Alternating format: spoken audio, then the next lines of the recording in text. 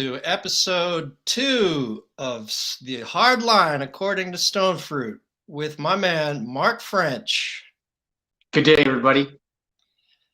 And Mark and I have agreed on a format where I read an article that is at stonefruit.substack.com, and Mark or I will comment on it as the spirit moves us. So this is a recent article I posted called Ukrainian False Flags. Disinformation in the Western media masquerading as news.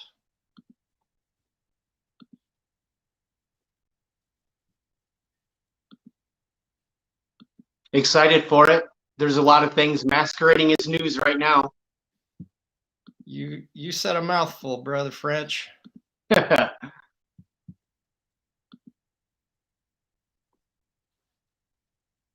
We have reached a stage of technological, social, and economic development highly to a type of soft-core totalitarianism that can still somehow market itself to its people as a bastion of liberty and democracy. Conveniently for the powers that be, TPTB, it would not even occur to most people that such a thing as censorship might exist in the United States. Unfortunately, it does. And how? The recent extirpation of anti-war, anti-capitalist, anti-imperialist voices like those of Chris Hedges, Abby Martin, and Lee Camp from YouTube proves it. The argument goes that the constituent oligarchs of big tech are private companies who can do what they want. While this may be factually correct, it is morally bankrupt. They are the most important platforms of communication and civic participation in the nation today. The modern day town hall, or like a pulpit, or as they say in London, in Hyde Park, Speaker's Corner. In areas of sensitive concern, they are, for all practical purposes, state actors to whom the First Amendment applies. To make these issues more clear to all concerned, they should be condemned and run as public utilities. They won't be, however, because then they would be unable to fulfill their primary function to the state, to work in tandem with big media and the federal government to sell whichever approved narrative, whichever oligarchy is trying to sell at the moment. It's a fantastic opening statement. I don't think it's hyperbole to state right now that what we're supposed to be saying to each other is being forcefully handed out from what has basically become state-run media. I don't think that's flippant to say that they're working directly together. And if their ideas were so good, why would it require so much coercion? The very opening statement of the piece of the way that they're marketing themselves, I think that immediately comes into play. Chomsky has a saying, whether you agree with him or not, that's kind of irrelevant. But Chomsky says the legitimacy of any upheld order can be determined by the amount of propaganda used to uphold it. So those things that you said in this recent piece, I think are absolutely true and as plain as the nose on the end of our face. There's a great deal of censorship going on. There is an underhanded attack on free speech with complete synergy between big media, big tech, and the state of what they want put out there and what they consider to be socially acceptable speech. I find it so strange that the so-called left was usually had a self perception of itself as being the guardian of free speech Yeah, and associated civil liberties, to the extent that ACLU's Pride and Joy was having defended the right of Nazis to march in Skopje, Illinois. yeah, And now, I mean, to rip it right out of today's headlines, you have Obama in Silicon Valley just a few days ago saying people are getting killed because of misinformation. It seems like the loudest clamor to censor is coming from the left, absolutely. when ironically the only anti-war voices are to be heard on Fox. To carry forward with my piece again, during the pandemic, because I see this, we just kind of stopped talking about the pandemic, but big media gave us just something new to be of. During the pandemic, it Yeah, was big pharma's narrative of mandatory multiple jabs, masks, social distancing, and universal lockdown. This worked well enough, especially while 75% of big media's advertising coming from big pharma. yeah, Alas, many of the allegations that got people deplatformed early on turned out to be plausible at the very least, or in fact, true. yeah. The lab leak hypothesis, for example, that was getting people deplatformed in the first half of 2020. Yeah. And I believe the second half or the first half of 2021, you had a former director of the CDC and a prominent article in the Journal of Atomic Scientists saying that, yeah, we think the lab leak is the most plausible thing. And key cheerleaders like Fauci, if I'm being charitable, I'd say that he was providing us with inconsistent messaging, or just say he was lying for us. There was an alignment of interest between the government, big pharma, and the agencies, the regulatory agencies that were all captured by big pharma, While as being pretty much an involved agency is. on the financial side in a way that you could at best say is a conflict of interest. That would be so charitable, because the chairman of the industry specific committees in Congress, they'll do a few terms making low six figures as a congressman or woman, and then they'll go be lobbyists for the industry that they were writing legislation for, and start making real money, start making seven figures. That's right.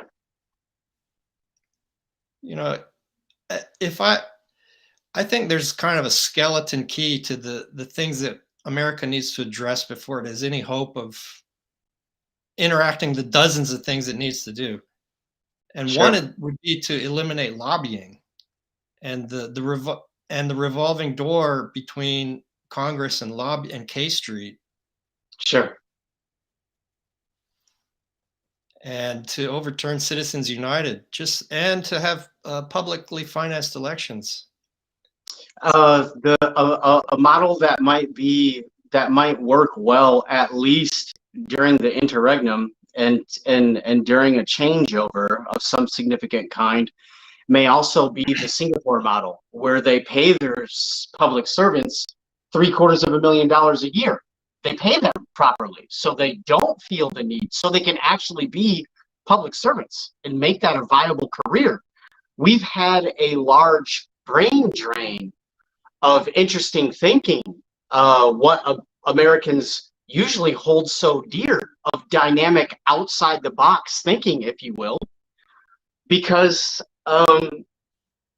it's very expensive to live in a big city and maintain two households. To go back and forth from New York or San Francisco or Nebraska and Washington, they feel compelled at some point, especially with most of them being Ivy League lawyers. If we're going to change that in any meaningful way, and they're actually creating policy that once again benefits Main Street and revitalizes our rural places that are being abandoned by the drove, comes up with creative thinking to deal with these very inefficient, expensive suburban sprawl. We need a lot of creative thinking there. So if we make it a real career for a while, we won't have to worry about them having one foot out the door constantly and immediately going to Goldman Sachs as fast as possible so that they can sell off everyone's sewer and water systems to the highest bidder. I think that's a reasonable proposal because a lot of the lucrative industries, unfortunately, like high finance, like big tech, they suck up a lot of intellectual talent. And yes. Congress self-selects for a very narcissistic, unintelligent type all too often. And a type that's divorced from the Main Street that you mentioned that they are sent there to serve. I don't know the exact factoid, but I think 2/3 of congresspeople are millionaires. And I think like 95% are college graduates when only about a third or 40% of Americans are even college graduates. And I think something like 2/3 are lawyers. So you have millionaire lawyers representing the average American people. Sure. I think Truman was the last that did not graduate from college. I think that's probably right. To dip back into the stonefruit.substack.com, during the pandemic, there was every yard sign said follow the science along with other woke injunctions. But for me, following the science came to require Olympian level gymnastic skills because it just kept changing. So in the pandemic, eventually the narrative just fell to pieces. The mask mandates were finally lifted and the agenda for endless jabs ran out of steam after the first or second booster. Brett Weinstein and who's his wife? The Dark Horse podcast. Do you listen to that one? I have not recently, but I know of it, and I cannot remember her name right now. Me neither. But they're one of my favorite podcasts, and they are in Oregon, as am I. And they noted our mask mandates lifted about a month and a half ago. And it was supposed to be, let's say, in 90 days, they will lift the mask mandate. And then it was, we're going to lift them next week. You know, the narrative just fell to pieces here. And I think in a lot of municipalities or states, wherever any political body was doing the regulating, because if it was, we're following the science, 90 days, no, we just get lifting it in a week. So that agenda of the pandemic ran out of steam. Fortunately for big media and the government, another oligarchy, the military-industrial complex, has a new narrative to sell us now. This has brought the ratings of legacy media back up to Trump-era levels and given the political class a new means of keeping us all divided and confused So the oligarchs and rentier class can continue to eat our very substance. The war in Ukraine. Mark, I know you're a fan of Michael Hudson, and I've been listening to him a lot lately. And what he has to say about the rentier class is, I think, highly appropriate to our present moment. Mhm. And if you've noticed, what's the latest thing the hedge funds are going after? What's the asset class? Well, I mean, they caused another housing bubble. They're doing the American nightmare. It's the American dream in reverse. Right. They're outbidding normal and working people for single family residences to turn everyone into permanent renters, and they're trying to put a happy face on it and acting like they are alleviating Americans from the burden of home ownership, as if they have any interest in being an effective landlord. Yeah. And we just did this in 2008. So this time it's going to be worse. Last time it was subprime. This time it's everybody. Everybody. And home ownership has traditionally been the primary engine of middle class intergenerational wealth transfer. Yes. And they're eliminating it as quickly as they can, coming in with all cash offers or 20% over asking offer or over listed price offers. Yeah. And what's really bitterly ironic about it for me is in economics, you're very well versed in economics. And that's one reason I'm excited to have you as my partner in crime for the Hardline According to Stonefruit.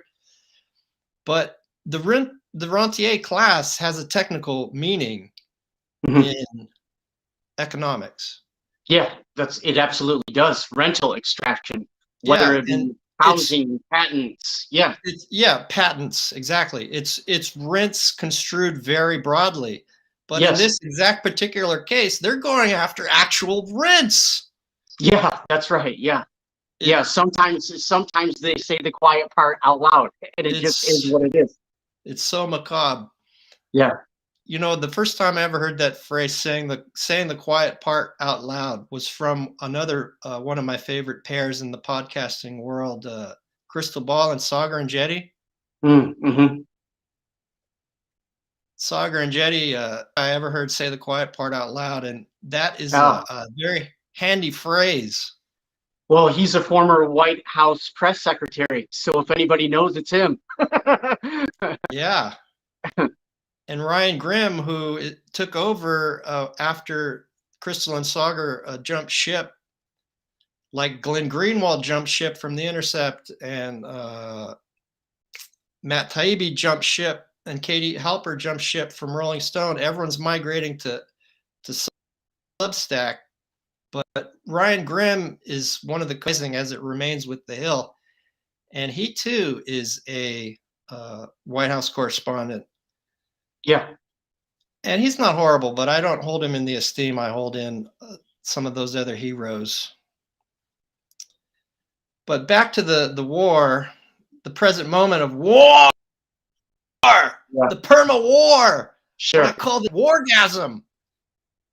Yeah. It's full of cliches, which are, in my estimation, tired, wilted poems. And they survive as long as they do because they contain more than a grain of truth. Here's one. War is hell. It is always the innocent civilians who suffer the most. I don't question the moral courage and moral passion of the aid workers at the border or in country, or the humanitarian necessity of their missions. I do not question most of the refugee reports of atrocities and war crimes committed by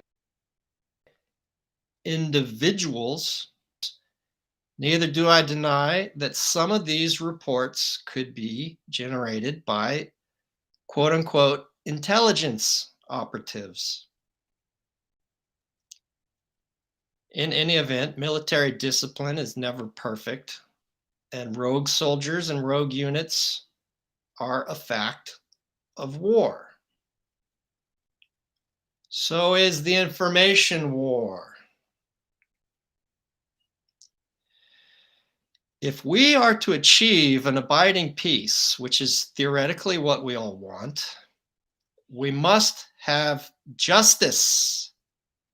To have justice, we must have truth, which is in scarce supply for those willing to accept whichever ideology washes over them in the most satisfying manner, especially the cowardly, incurious, and I don't want to cap on everybody, those understandably rendered near comatose by the quotidian demands of making ends meet. Yeah. For justice to be impartial, it requires an unflinching review of the facts as a whole, no matter how unpleasant they may be, or in this case, how much they contradict the approved narrative given to us by the government, big media, big tech, and the military-industrial complex, and academia. NYU and Stanford and Harvard all have notable internet research units taking an academic look at social media and the internet in modern, quote unquote, advanced democracies or advanced post-industrial democracies. I'm on a bunch of listservs and from across the political spectrum, and I get stuff from Cato Institute. Oh, sure. Yeah. Which is usually would sell itself as libertarian. Yeah. Right? Yeah. And they're a well-known think tank. And yeah, you got your Heritage and American Enterprise Institute on the right. And who would you say are on the left? There's two or three really large ones. It escapes me right now. I don't have a computer right in front of me. Sure. I'd vote for Brookings. Yeah, sure. And Center for American Progress, which is right, kind of I don't know if she's still there. A bizarre world. That lady that ran it? Nina, the terrible Clinton person. Yeah, just one of Nima. It's an Indian, a South Asian name. God damn, what is it? I don't remember. But because she knows where all these, because she's such a member of Clinton world, Neera Tanden, because she knows where all the bodies are buried. The first job they tried to give her, one of the first jobs in the Biden administration, was head of OMB. Yeah, right. Head of Office Management and Budget, which is talk about saying the quiet part out loud. Wow, I mean that position, that office represents the executive in Congress, and every aspect of the president's legislative agenda flows through OMB. Yeah. But she was too partisan even for the Congress to approve. Well, it's even worse than that. She was a Twitter bully. they couldn't make her Twitter bullying go away. Even though she tried by deleting it was over several thousand tweets. Yeah, sure. When she was running and gunning to be named OMB head. But I mean, it's just it's a microcosm and apropos of the current climate. The right just gets to paint her as a radical Marxist communist, and then whereas the polite society left says, well, she was a meanie on Twitter, we can't have bullies, so she gets attacked from both sides. And no one attacks her as a DNC on her actual Clinton world apparatchik. Yeah, that's exactly right. The things that she would actually do to ruin most Americans' lives, no one talks about that. swinging back to Cato Institute. So Yeah, if we agree that they're libertarian, I yeah, think that the best thing you can say, well, libertarians, there's a few good things you could say, but one of them is that they're strong on free speech. should be theoretically. Should be free speech and civil There's no liberties. Tea Party movement right now to free Assange and Snowden. Hell no, there isn't. And Assange is about to be extradited to Mhm. America, and Yeah, that certainly is not on the legacy media or the mainstream media. yeah. But I saw a email to me about a upcoming Cato Institute webinar on how to combat disinformation in the media. Hmm. And because I have an education background and a lot of the things that come to me come from that world, it was a Sure. professional development for teachers to combat disinformation in news classroom. And who were going to be their experts? Someone from NYU and Stanford's individual units of internet research and social media research. Hmm.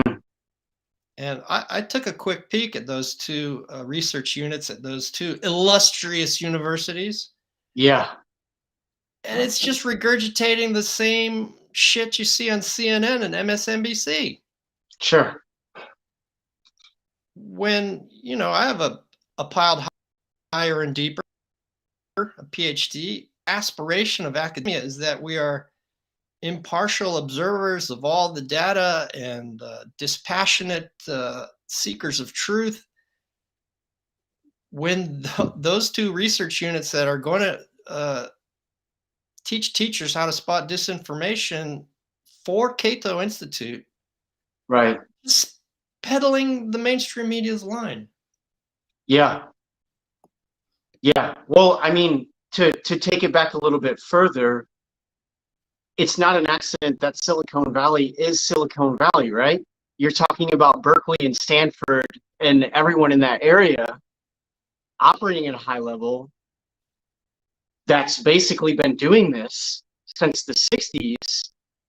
A lot of them were absorbed back into the government or came from the government directly. I mean, with the World Wide Web being a military construct in its origination, and those guys then continuing their careers within academia or proximate to it, I don't think it's an accident that these kind of synergies still exist, and in some cases get exemplified and perpetuated and blown up a little bit.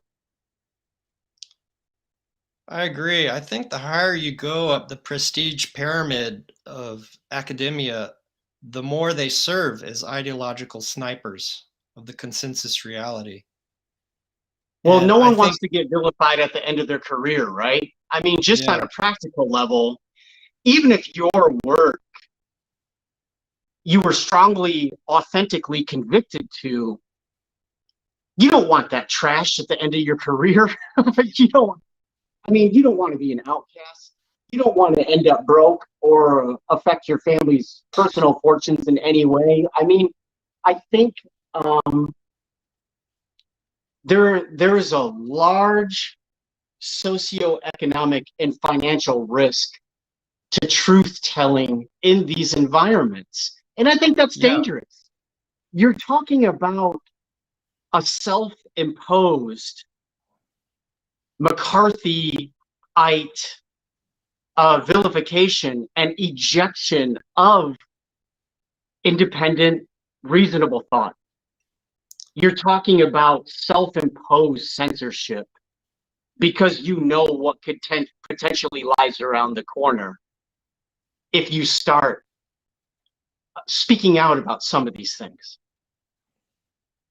yeah, I couldn't agree more. There's a link towards the end of my stonefruit.substack.com Ukrainian false flags piece. I linked to an article from the co-director of the NYU Internet Research Group. Mm-hmm. And he's saying, oh, all this misinformation is poisoning the reporting about the Russia Ukraine war.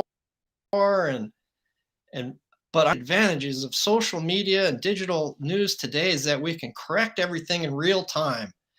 And I'm looking at all his links in there to CBS, ABC, CNN, Right. the prime purveyors of bullshit. Yeah, sure. And I think it's fair for us to pick on these two institutions, Berkeley and Stanford, a little bit longer. Sure. And my bachelor's is actually from UC Berkeley. Okay. So of course us bears all look at Stanford as the Cal of the South Bay. Right. Sure. And even though I have 2 masters and a PhD, they're both from the University of Hawaii. Mhm. So even in academia, I think I get more respect for a bachelor's from Berkeley. Sure. But people say, "Oh, wow, you went to Berkeley, so activist, right?" No, all of those old hippies are trying to find the best chèvre, the best goat cheese now, and finding out a reliable Volvo and Subaru mechanics, and who has the best gourmet pizza? Of course, it's Cheese Board in Berkeley. Mhm. We all know that. But you're right. Berkeley, in particular, has Livermore Lab, Lawrence Livermore Lab, which Yeah, has been absolutely central to America's nuclear program since World War II. sure. And all the activism has fled to Santa Cruz or UC Davis. But Stanford certainly has Silicon Valley and has an incredibly strong hand in big tech and the internet world, which is why San Francisco's rents are the highest in the country. I think it's 3,800 for a medium one-bedroom apartment. And has been since the last big internet investment. So it's been right around 20 years. They didn't take long to double down on the .com bubble bust at the end of the 90s and into the early 2000s. Yes, and to willingly for big tech and allied institutions of higher learning like Stanford, for Mhm. big tech to be a willing and integral partner with quote unquote intelligence and the DNC corporatist Dems. Yeah, I mean, who's their representative in Congress? I Pelosi. have two in mind. Right. I don't know exactly where her district ends, but I think it's goes south of South San Francisco It's and San Francisco proper, and yeah. Mhm. I think a bit further south. So I think it picks up a Yeah, little bit of northern Silicon Valley, perhaps, I and agree completely. Yeah, I think that's probably true. Yeah, and South Bay, San South Jose, Bay. and Mhm. most of Silicon Valley, and I think all of Stanford is Ro Khanna. Yeah. Oh, got it. Right. Yeah. Uh-huh. So Ro Khanna is often called a progressive, but Which he's has become a joke.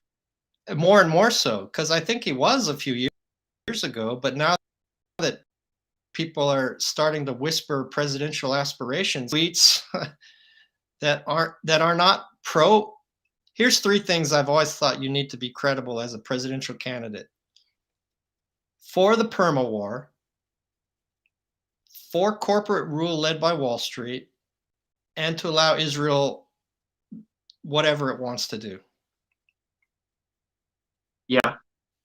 So progressives usually say that they are not for those three things. And now Ro Khanna has been deleting all of his tweets that were, say, anti war and corporate accountability and such. But ripping on the squad and the squad adjacent people is perhaps for another broadcast, Brother French. Yeah, that could go on for months, right? So to do any less would be intellectually dishonest and in the long run of no use to us as we try to prepare ourselves for the disillusion of the nation state system created by the Peace of Westphalia nearly 4 centuries ago, and the slow collapse of complex contemporary society. I think that's why we need to seek truth and to see through the approved narratives, because if we continue to accept the pre-approved narratives in media, we're not going to be equipped for these really macro changes that are coming down in our lifetimes.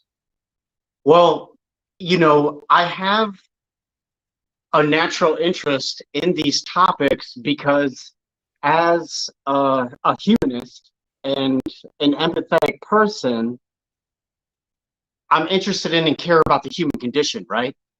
Broadly speaking. Yes. So, but at the same time, I have other things that I'd rather be doing and paying attention to than taking stock of what these morons are up to on a daily basis and talking about it all the time.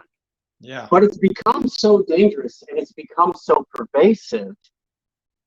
It gets to the point where, in my middle age, I know I'm on borrowed time. I could croak at any time.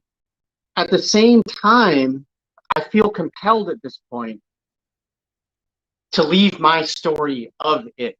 It's gotten to the point where it needs to be discussed. If we are a democracy, and ideally we could be and should be a participatory democracy, what is more important than us coming together and beginning to address some of these things? So just being able to absorb things with your 5 senses, that's fine and dandy. But for us to be going through our own culture and society in real time, in a contemporary manner right now, we can't act like this is the first time this has ever happened before either. I mean, we see the same things playing out over and over and over again. The United States is only 260-ish years old or whatever at this point. I mean, it hasn't been a long time. Even since World War One and World War II, and then all the Indo-Asian engagements, all of our fuckery in Cambodia and Vietnam, and I mean, there's a pattern developing. It's important to talk about Ukraine right now, and I would like to give the public writ large a giant thank you. The emotion and attention that's being given to it, I think, is important. If people were paying attention to Afghanistan and Iraq at the same level they are now paying attention to the Ukrainian, NATO, Russian, European, Asian, what's this going to look like? How would that have lasted 18 or 19 years? I mean, Afghanistan just went on long enough. People that initially served in Afghanistan could have had a child also blown up and killed in Afghanistan. We've completely destroyed Iraq forever and ever. And the only way it could reasonably be put back together again in any meaningful way is to purposely bust it up or give it to Iran. I mean, what they were supposedly trying to prevent. Iran could do a much better job than we've done with it. And then you still have a very strange situation to deal with. No one wants to give the Kurds in the north access to all that money and oil. So I appreciate people tremendously for discussing the Russian and Ukrainian engagement. I think it's very important. I hope we continue to do that in a meaningful way. And as we all come together to unspin this thing and really try and make sense of it, my request to everyone would be, if we can figure out how to talk about this in a meaningful way together right now, let's hit the rewind button a little bit and apply the same level of care and attention and unspinning some of these things to the millions of people that are already dead and the trillions of dollars already spent, because that was done in our name.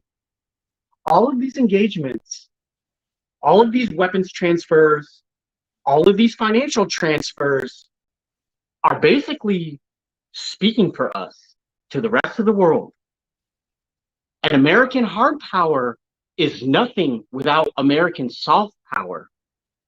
We used to be Spam and Cheese Whiz and burgers and roller skates and hot rods, and it was all fine and good when everybody was listening to rock and roll and wanted a hot rod and some Levi's jeans. That's not the case anymore. Your jeans are made in China.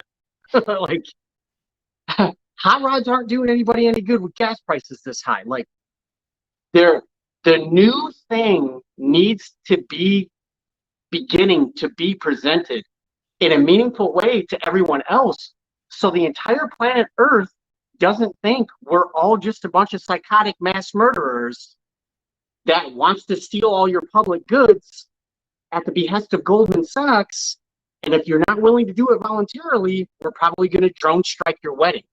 I don't think that's healthy. Will drone strike your wedding even if you are a American contractor? Like that parting gift the American military gave that family in Afghanistan. Sure. Where it was a family that was, the patriarch was working for the American occupiers. Yes. And that's the only time I ever heard it apologized for in the media. And that was because it was an awkward moment, because the Biden administration was just coming into power. Yeah, that's right. I see myself as a triage intellectual, and I think that I invented the term, and I take it from triage medicine, where you look at your patients or the field of battle or the whatever it is, and say, these people cannot be helped. People can be helped, but it can wait, and these people need attention now, and these people are fine, and you separate them all out very, very quickly, and that's why I share your thank you to the media for at least paying attention to Ukraine, but because as we keep in the back of our mind the macro historical elements, like the collapse of complex civilization, like the decline of the nation state, I think that there's three components that bear the most scrutiny for us as triage intellectuals to come galloping towards, like looky-loos at a train wreck, a car crash, and that is geopolitics, environmental devastation, degradation, and macrostructural economics. Yeah. And if we just keep our eye on those three fields, it kind of provides us with a skeleton key to understanding contemporary media coverage, contemporary politics across the globe. And from the American perspective, I'm the legendary comedian George Carlin said, when you're born in America, when you're born today, you're born into the freak show. And when you're born in America, you got front row seats. Yeah, right. Sure. And another good temporal marker that I like to look, well, here's two. The Anthropocene, which is usually called coincident with perhaps the Industrial Revolution, last 200, 250 years. Yes. It's the time that when man's impact on the planet just went through the roof and all the population charts just go exponential like that. Sure. And we had another exponential rise in the 50s, the Great Acceleration, when it was. Yeah, perhaps could you expound on the Great Acceleration a bit? I can't actually. It's when you say that, the only thing that comes to mind is the baby boomers are called the boomers for for a reason. That was the boom. That's typically when the Great when Acceleration is marked. it coincides, yeah, that's right. So Yeah, just when a few years after World War II, and the it's few years characterized by by increase of explosion, use air synthetic travel, freeway synthetic systems, synthetic chemicals, large dams, monoculture. Yeah, you're talking about the mining. birth of Monsanto. Yeah, that's right. Right, yeah. Just Yeah. the Industrial Revolution is surely a key starting point, a key marker, but the Great Mhm. Acceleration in the early 50s is yet another one. Yes, And that's why the boomers thought, well, this is going to go on forever. forever. But The I think party's going to Gen go X, for it. Yeah, right. yeah, and that's the ideology that has suffused American society since then. But I think Gen X and Yeah. younger are very clear that it's not going to go on forever, and the bill is coming due Well, now. and even if it continues in its current iteration, and people don't want to admit this, but it was encased by the two greatest American liberals of this lifetime, the two double-term people, the Clinton family, Bill Clinton and Barack Obama. None of this was unspun. There was no alternative idea.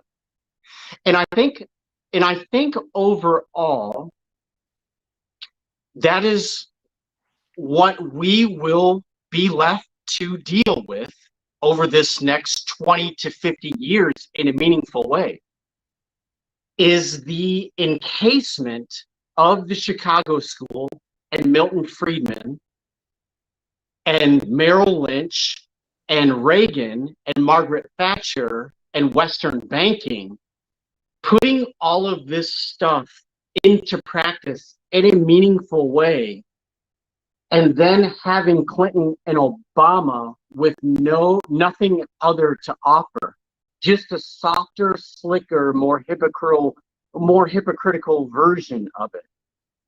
It was all of the identity and social inclusivity, as if African Americans and Hispanics and trans and gay and LGBTQ, as long as they have equal access to Amazon, we're all going to be fine. if everybody can just buy the stuff, then it should be okay. And what is anybody complaining about?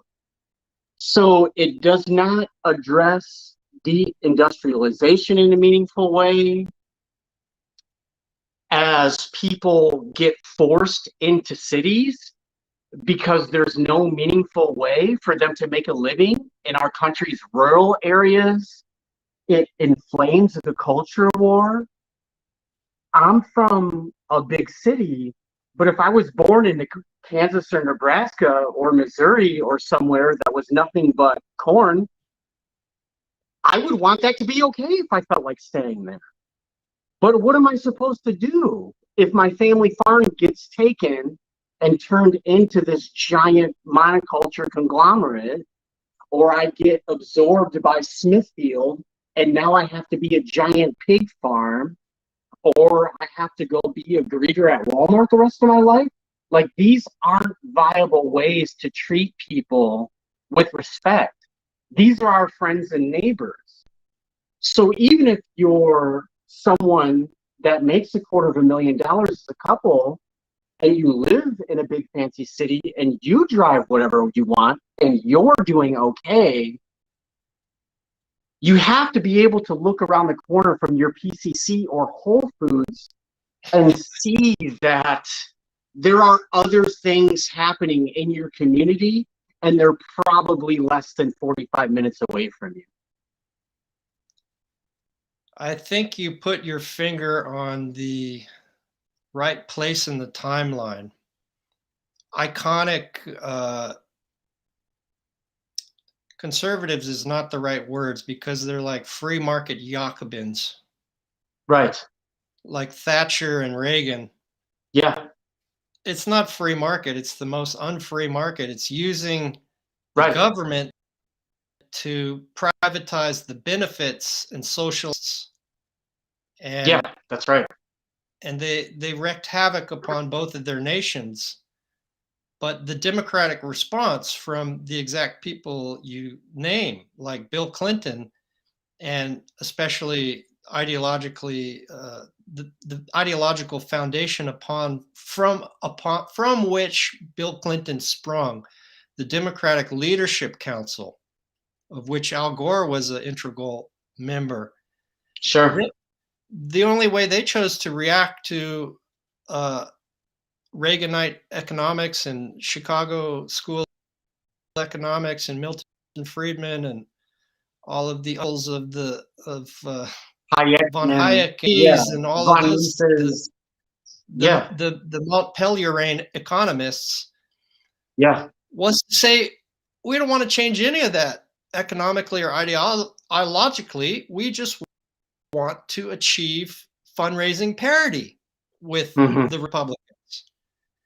Yeah. And so that made the Democratic Party in the late 80s and early 90s embrace neoliberalism wholeheartedly.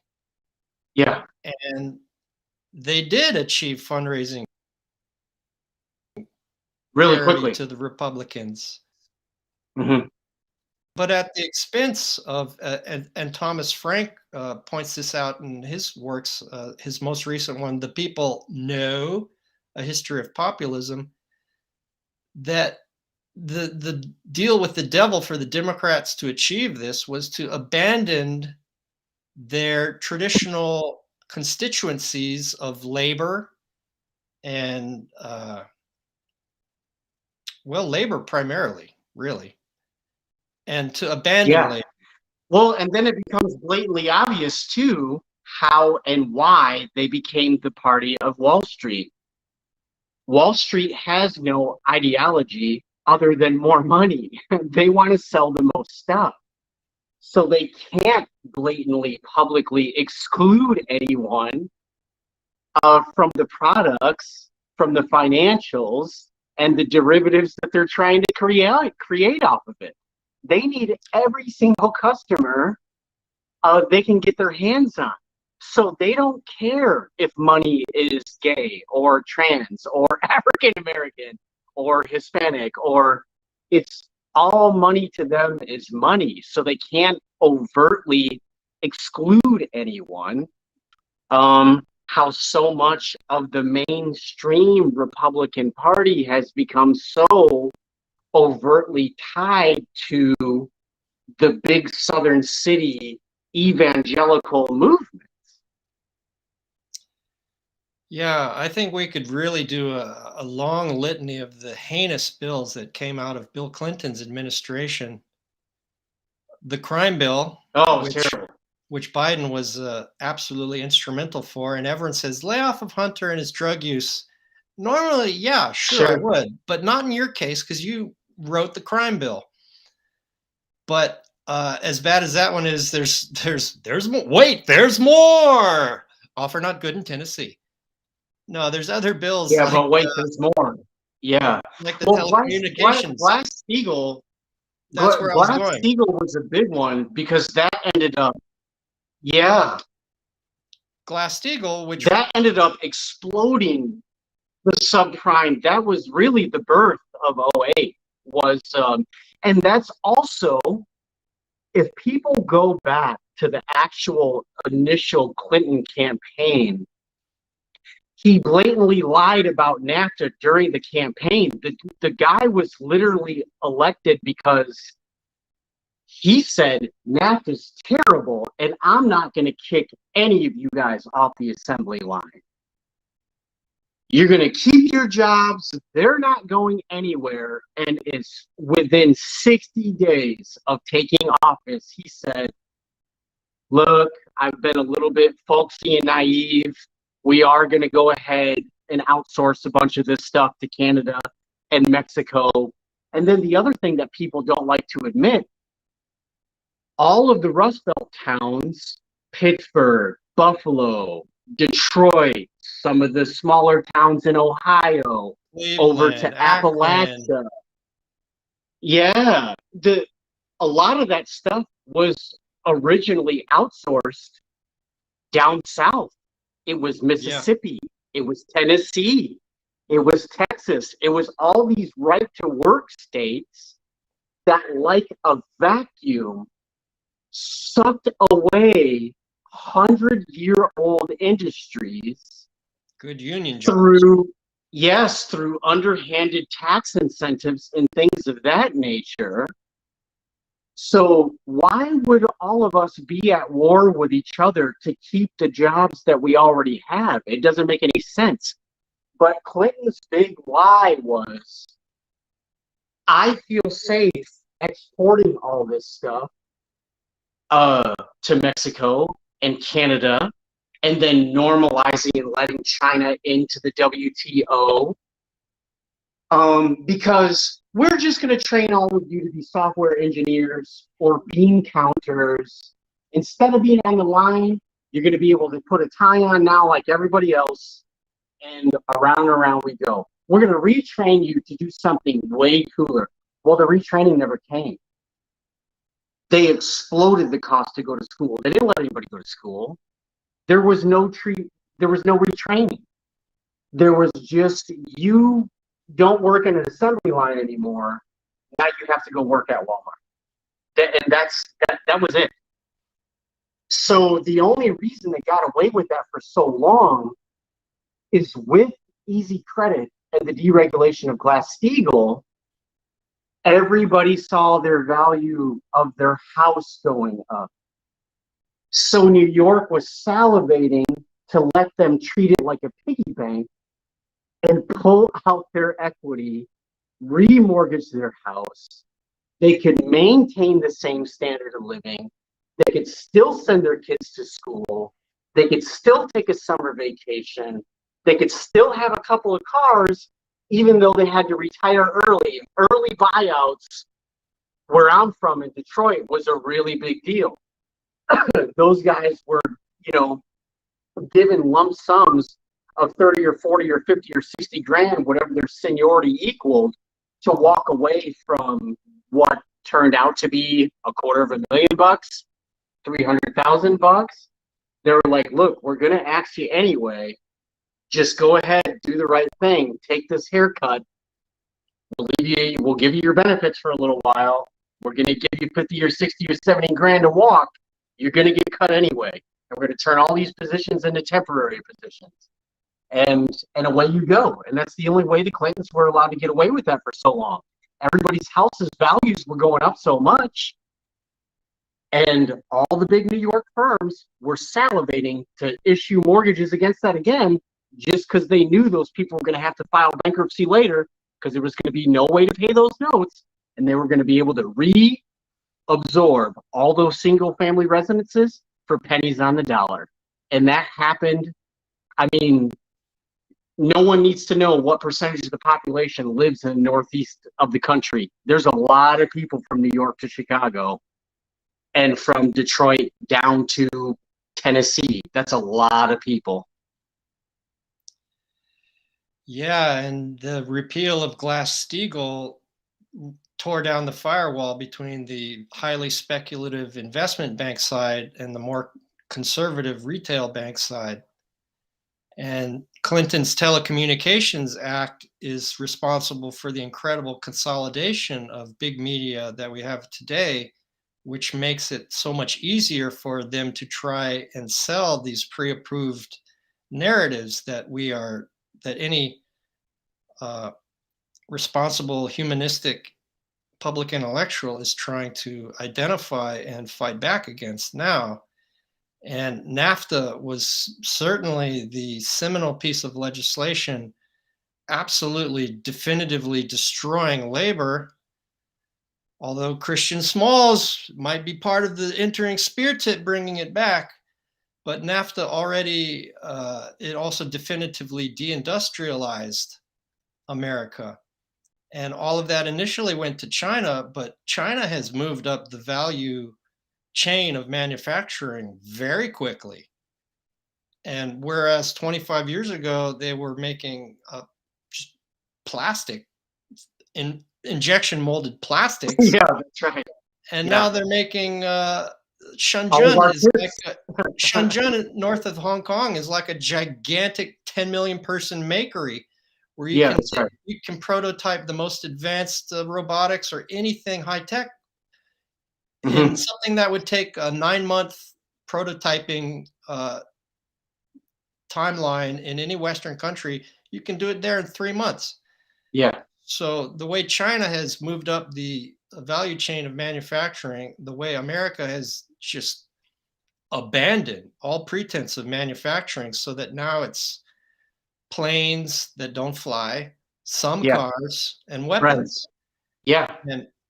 And we got as far as Obama on the inflated real estate prices, but now that means that the entire American economy is centered around the fire sector, finance, Hmm. insurance, and real estate. Yeah, that's right. So America is a completely imaginary economy. Yeah. And that's why it has concentrated so much power into the heads and the high finance uh, sector of the economy. When you combine the concentration of power and wealth in high finance with the concentration in big tech and big media, when people want to control stuff, I'd say it makes phone calls to make to set the wheels in motion, but it's not by phone calls. Even though I'm a proud conspiracy theorist, I don't think it's by overt decisions. It's by having all grown up in this, or gone to the same elite universities, having ideologies that they share in common, and just unspoken incentive structures for their career paths. So when we get to the Obama administration in 2008, then we have the collapse. And I don't know the exact factoid, but I think it's something around 10 million people were put out of their homes, or maybe it was 10 million households. I thought it was 30 million people and 10 or 15 million households. I mean, there's just video after video of people, entire families being literally pulled out by local sheriff's departments and their stuff like put on the curb and being like, take it somewhere if you want to, or it's just going to get thrown away. Like, And that leads someone like Cornel West to lambaste Obama as blacker faces in higher places. yeah. And that, okay, on one respect, it's a triumph to have an African American president who went to the high school that I went to until they kicked me out because I was a free thinker. Mhm. But he could have, he had the wind in his sails. He had a mandate. Thomas Franks speaks very poignantly about what he could have done in the banking crisis in 2008. And the bankers are pictured going into the meeting with Obama like they're about to get taken out behind the woodshed.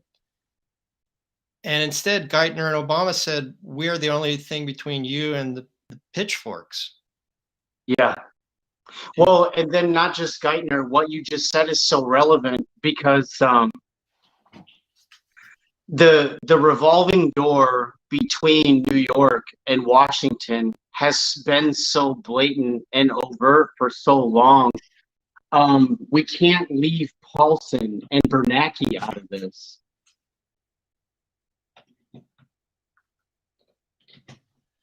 No, we certainly can't. Well, Federal Reserve, private bank, or government agency? Right. That Yeah. is a one for another Sure. episode. Yeah. But on track with our format. We'll jump back to the Ukraine. Yeah, your piece. Yeah, Ukraine absolutely. and what the shenanigans we're involved with over there. Absolutely. To jump back to stonefruit.substack.com, there's a few key facts that, even though they're so basic and obvious to people like the man's not touching with a 10-foot pole.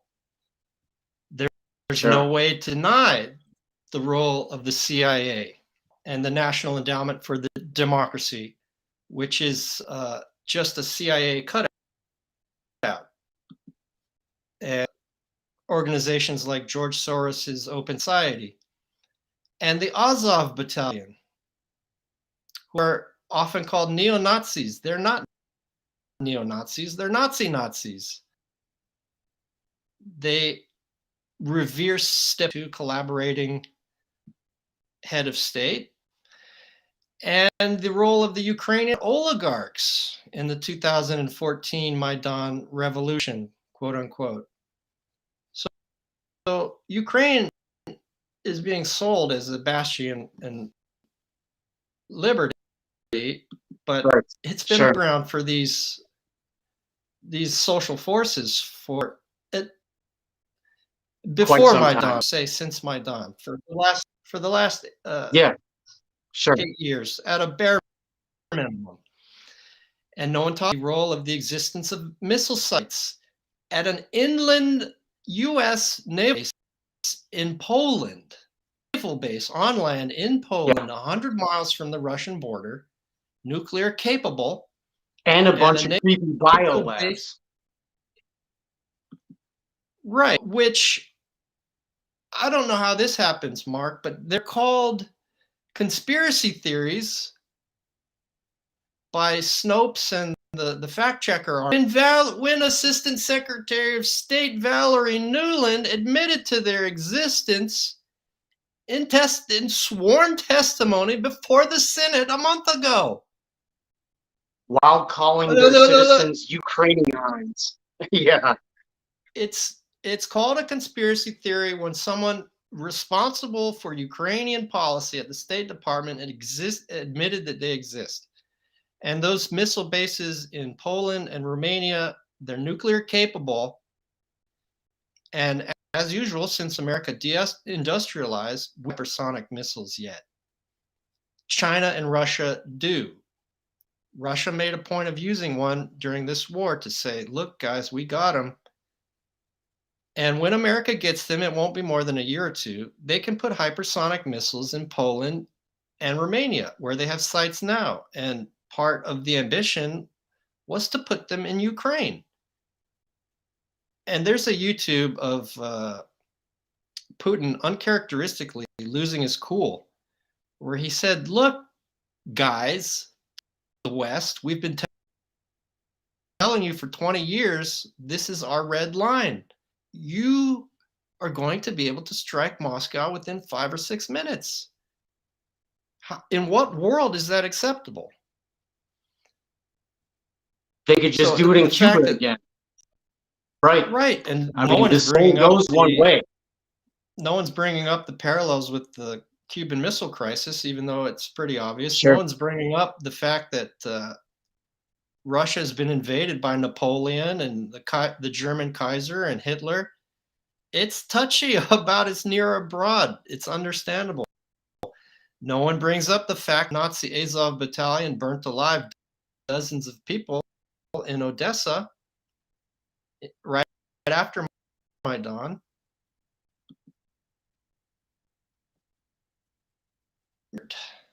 Over 14,000 people in the Donbass. And,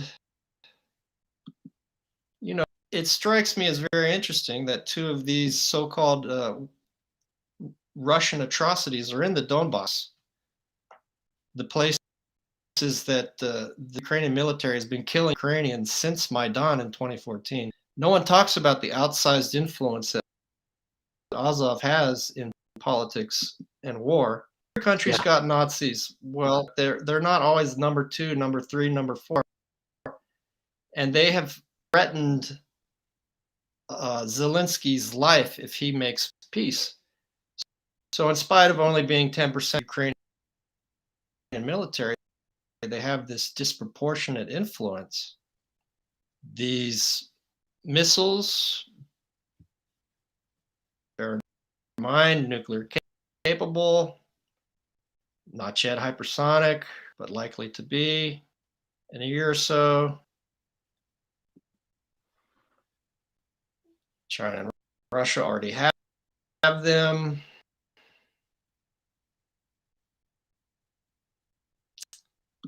Do you remember what Russia Ukrainian missile depot,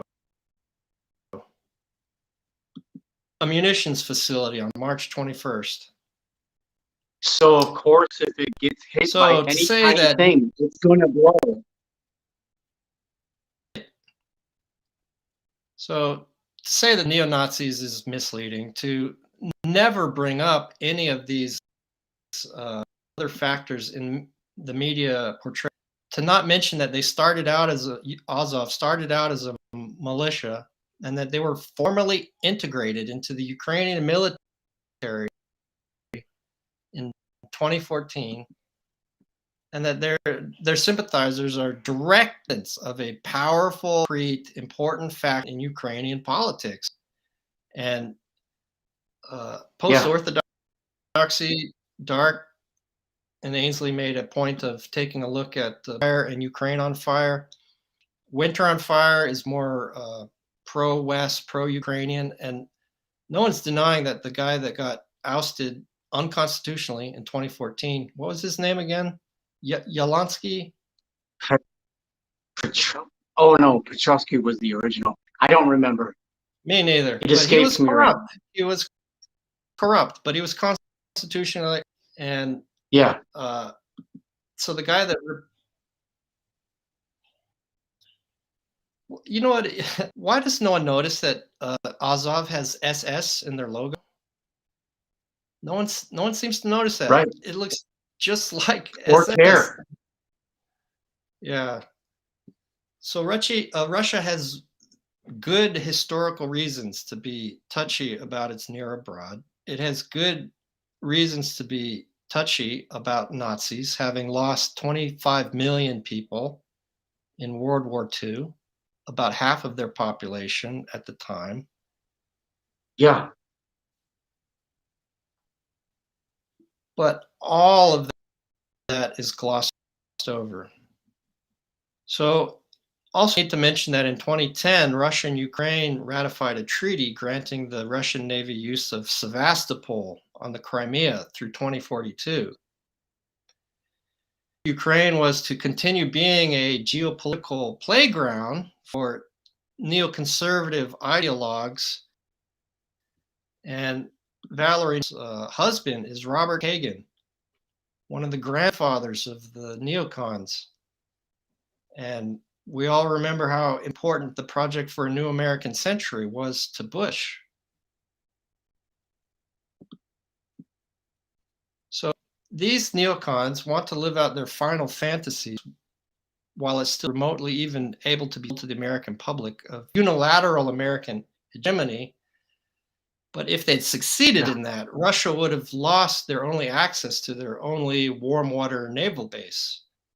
And obviously this was not going to happen during the rule of an authoritarian who places a supreme Russian state pride and power.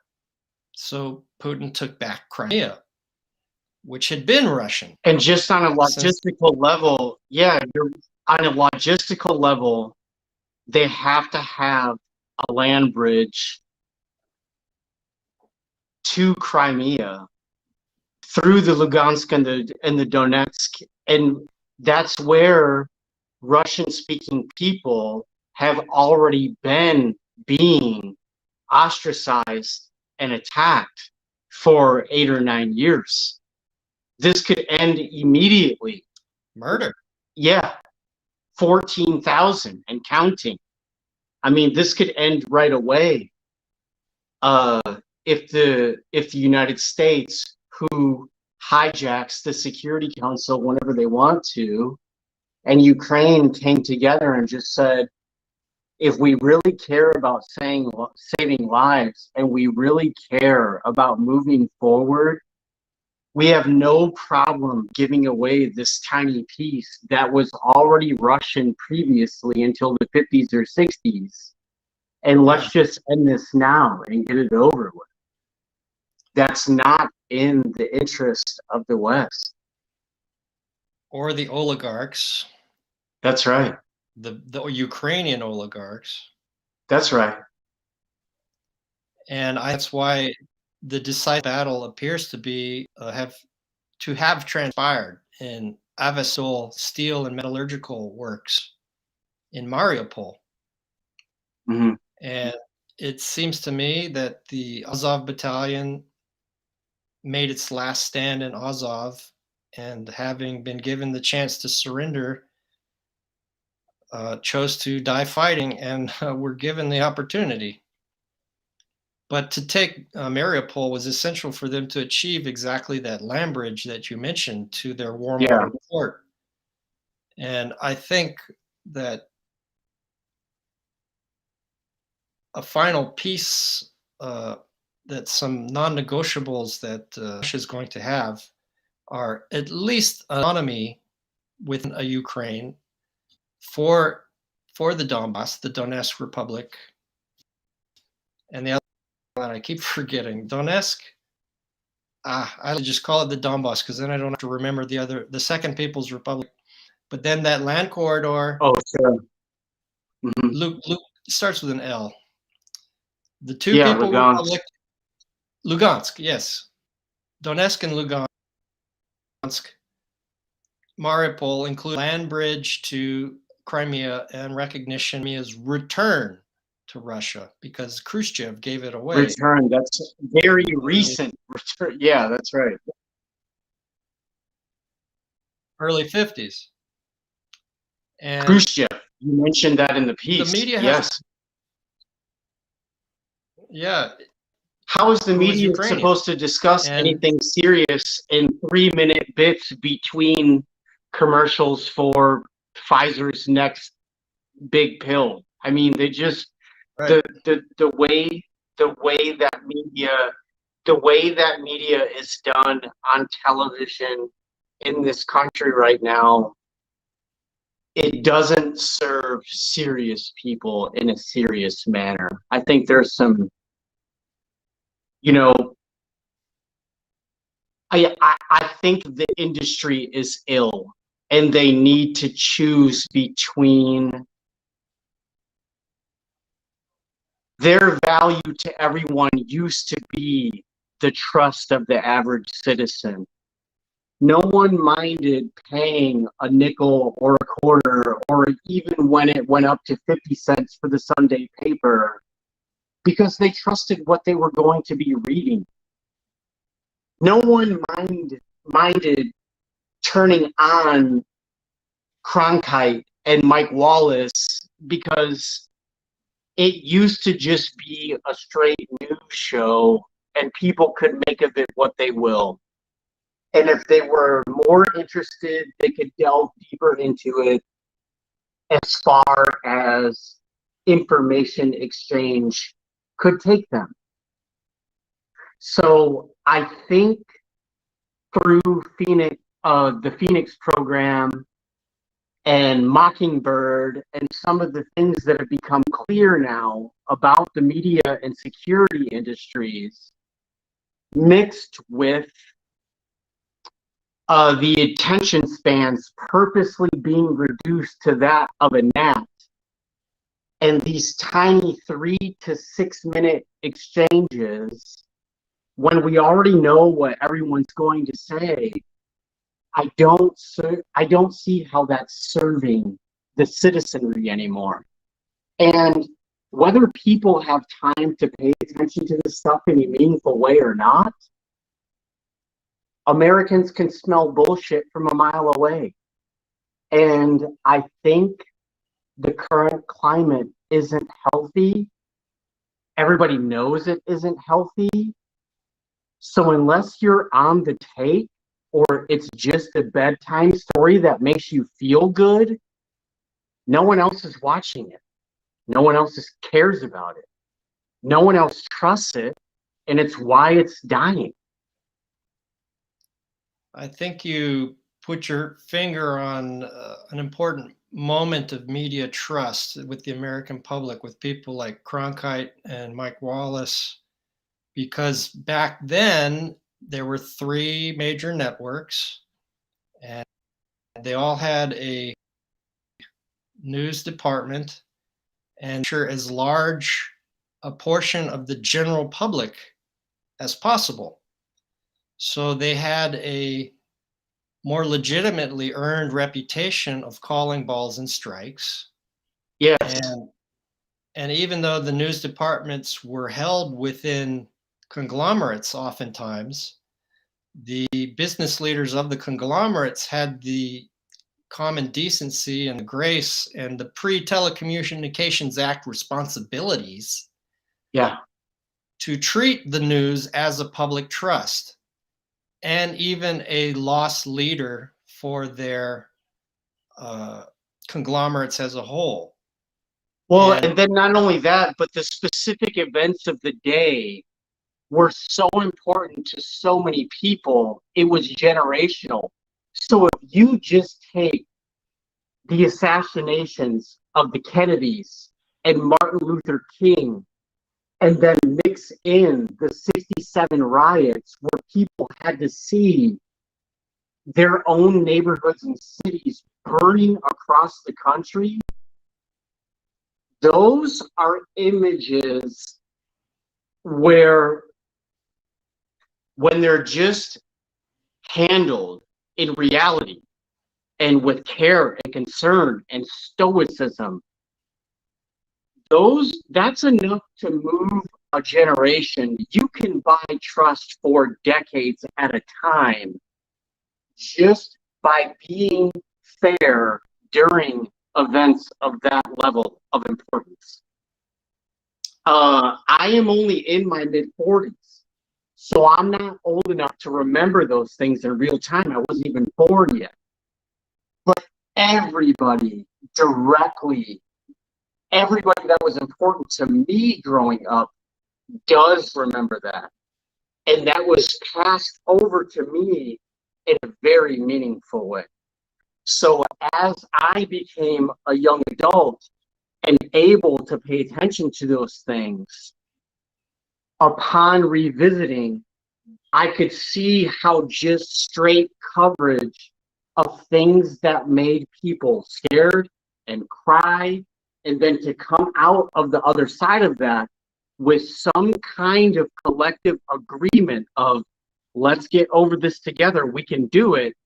I can see how that could create an environment that would let a spinning get out of control. I could see how the FBI and CIA could come in directly after events like that and really take advantage of it, and it being completely ignored, the game playing and chess match that was going on. I could see people setting that aside out of just strictly care and concern for what happened and what that meant for their own life at the time. yeah, and I think one of the most important live events in post-World War II, the first most important live event in post-World War II American television was the assassination of Lee Harvey Oswald by Jack Ruby. Yeah, that's right. Sure. Shocker that was to see that live. And that is still when the public had trust and faith with its news producers and its news broadcasters, to such an extent that there is a seminal moment in the media coverage of the Vietnam War when Walter Cronkite, for the very first time in his career as an anchor, stood up from his desk to walk over to a map of Vietnam. I think it was after the Tet Offensive, if I'm not mistaken. Which Okay. was 67 or 69. And Yeah. 67, because LBJ said, I just lost the war. because the jarring nature of seeing the trusted uncle news anchor Walter Cronkite stand up from his semiotic perch of the desk Sure. to walk Yeah. to a map meant that public opinion would never be behind the war in the same way again.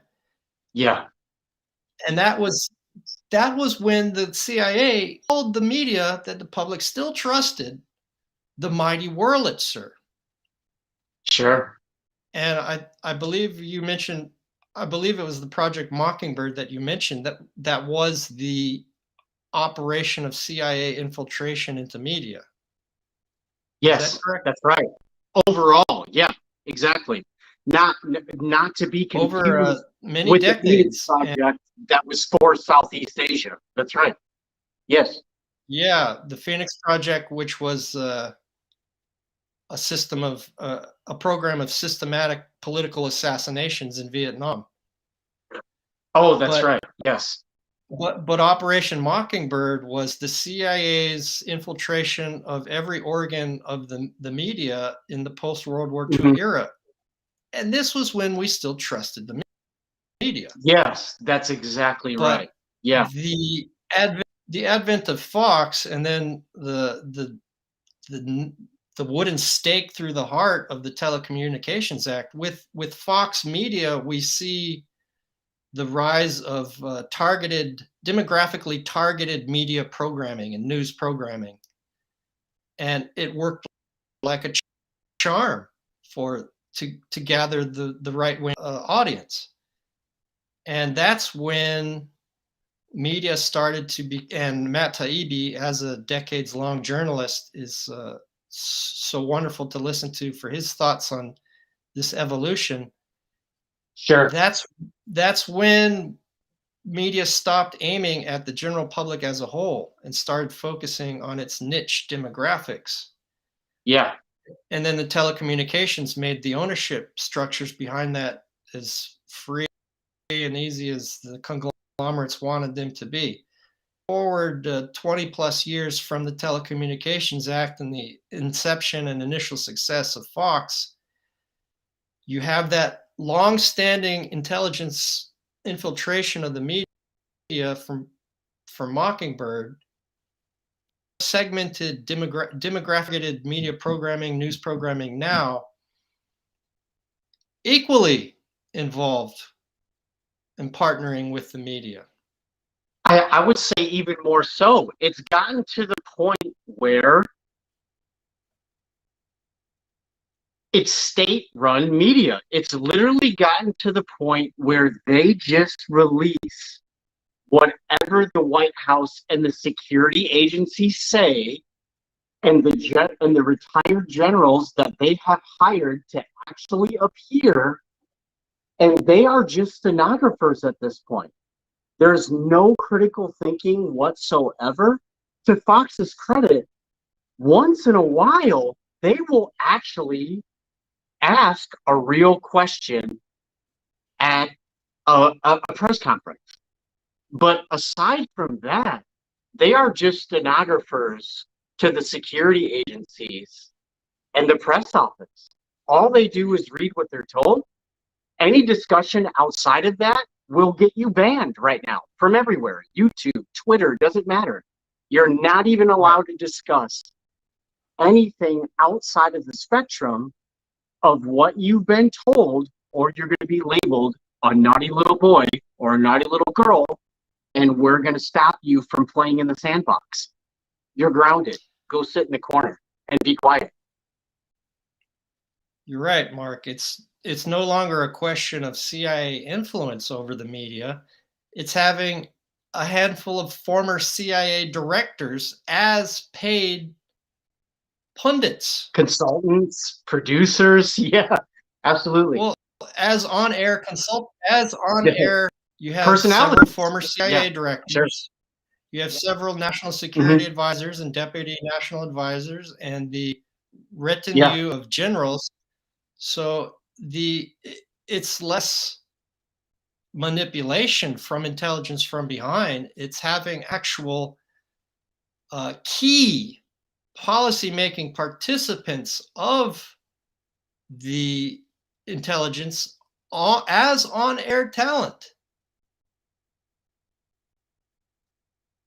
And as we nudge past an hour and a half, we haven't even gotten to the point in my article about how big tech needs to be considered for their role in it ties everything together. March on, complete it. Sure. So, well, no, I propose, because we're about halfway or 2/3 of the way into my article, because we've had such a rich discussion of the issues and historical along with it. But I would propose that we bring this to a close, having looked at the evolution of the media's involvement with intelligence to the point where they're on-air talent. And then we could pick up on this same article in our next foray together. That makes sense to bring it and look at how big into modern times with the tech firms. Absolutely. Yeah, because that is the new Cronkite. That is the new Wallace. Because Facebook had to amend some of their user rules to let Ukrainians let Ukrainians whip Americans into the bloodlust that we're witnessing today. So it makes sense to me. We'll wrap up the article in another show in another segment. Certainly. I think that sounds like a good episode 3 of the Hardline According to Stonefruit with Mark French. All right. And Boyce Brown.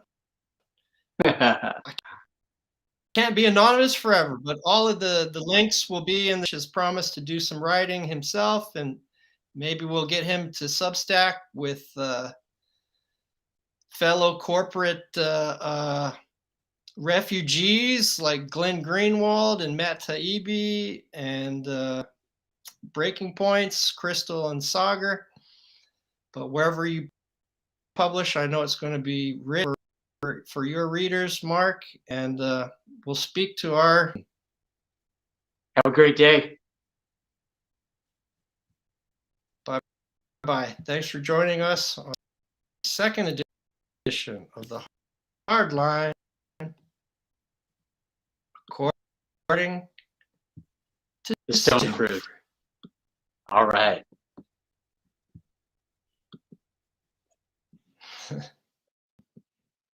Are we clear? Not quite. In stream. Click.